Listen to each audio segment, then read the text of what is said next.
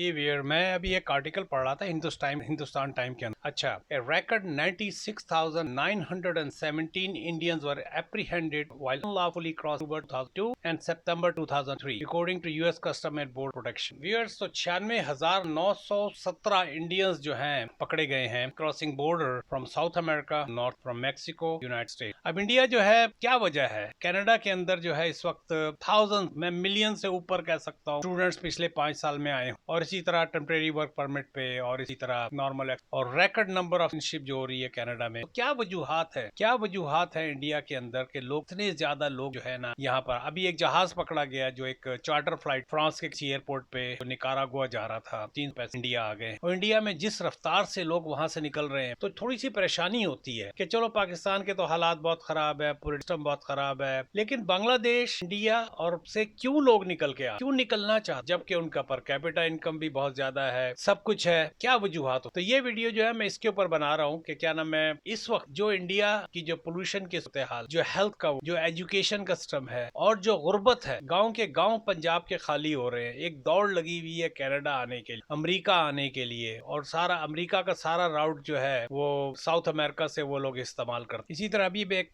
खबर पढ़ रहा था कि 9 इंडियंस जो है वो डोमिनिकन रिपब्लिक गए और उनकी कोई अता पता नहीं है। उनकी जो लास्ट क्या नाम है इन्फॉर्मेशन आई थी वो डोमिनिकन रिपब्लिक की हद तक आई। उसके बाद 1 साल हो गया, उनके घर वाले परेशान है, कई जो है शायद, और अच्छे खासे इंडियन इससे पहले भी क्या नाम है यूएस कनाडा का बॉर्डर क्रॉस कर सर्दी में जम गए लिटरली। तो सोचने का मकाम ये है कि हमारे मुल्क पर्टिकुलरली पाकिस्तान, इंडिया और बांग्लादेश क्यों वहां पर इतना रिस्क पे डालकर इन राउट्स को करते हैं। अगर आप डंकी जो एक बनी शहर और डंकी का राउट जो इवन पाकिस्तान से इस्तेमाल करें वाया ईरान, यूरोप के डिफरेंट ममालिक जो लोग जाते हैं, तो उन ममालिक में क्या हो रहा है? क्यों क्या नाम है आजादी के 70-75 साल के बाद भी हम लोगों को वहां से निकलना पड़ रहा है, वहां के लोगों को निकलना पड़ रहा है। 96,000, तो ये 96,000 जो फिगर है, ये वो है जो पकड़े गए हैं। कितने लाख जो है निकल गए होंगे और किस तरह उनकी जिंदगियां जो है ना, और इसके लिए वो 40-40 लाख, 50-50 लाख वो देते हैं। इंडिया जो है, जिस तरह मोदी साहब ने कहा है कि जनाब साहब नरेंद्र मोदी ने कि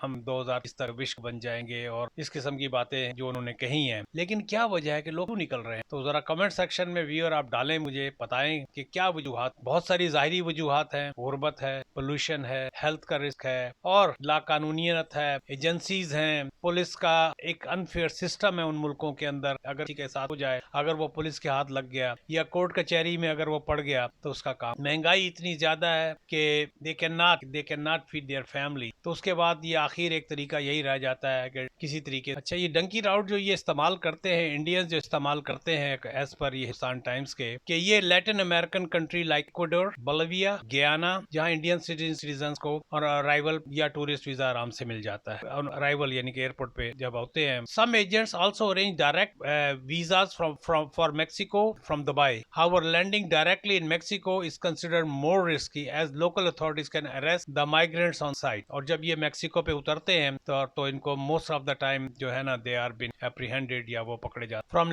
Latin America, most agents take their clients to Colombia, which is closer to US border than Panama. From Colombia, the migrants enter Panama through a dangerous forest called the Darien Gap, which separates Colombia and Panama. तो ये क्या नाम है Colombia से हैं, ये Panama में दाखिल होते हैं और वहां से फिर ये क्या नाम है, और बहुत ही रिस्की है। इसके ऊपर बहुत सारी वीडियोस में देख चुका हूँ किस तरह वो आधा दिन दरिया के अंदर वो चलते हैं, थिक फॉरेस्ट में होता है, उसमें लूट लिए जाते हैं, उनके साथ क्या कितना बड़ा रिस्क लेते हैं। बताने का मकसद स्टोरी को पढ़ने का ये है कि क्यों इतना बड़ा रिस्क लेते हैं, क्यों, क्या वजूहात हैं। जो मुल्क अपने आप को इतने ट्रिलियन डॉलर की इकॉनमी कहने जा रहा है और दुनिया जहान से पैसा वहां पर इन्वेस्टमेंट की फॉर्म में आ रहा है, लेकिन उसके बावजूद जो है लोग वहां से निकलना चाह रहे हैं। मोदी जी पॉलिटिक्स लोगों के, ये सेम थिंग में पाकिस्तान के जो गवर्नमेंट्स हैं, जो लंबे चौड़े बुरंगबाज दावे होते हैं, लेकिन अवाम के लिए, अवाम कुछ भी हो जाए किसी भी तरीके उन मुल्कों से निकलना चाहता। आगे की कहानी सुनी। If everything goes well, the journey takes 8-10 days through Panama jungle. अगर हर चीज अच्छी लगे रहे तो 8 से 10 दिन जो है सिर्फ पनामा के जंगल्स के अंदर ही गुजारना पड़ता है। The migrants then cross into Costa Rica. फिर वो कोस्टा रिका में क्रॉस कर and Nicaragua before reaching Mexico's southern border with Guatemala. From there, उसके बाद वो वहाँ Guatemala, फिर Guatemala से Mexico. From there, they have to cross Guatemala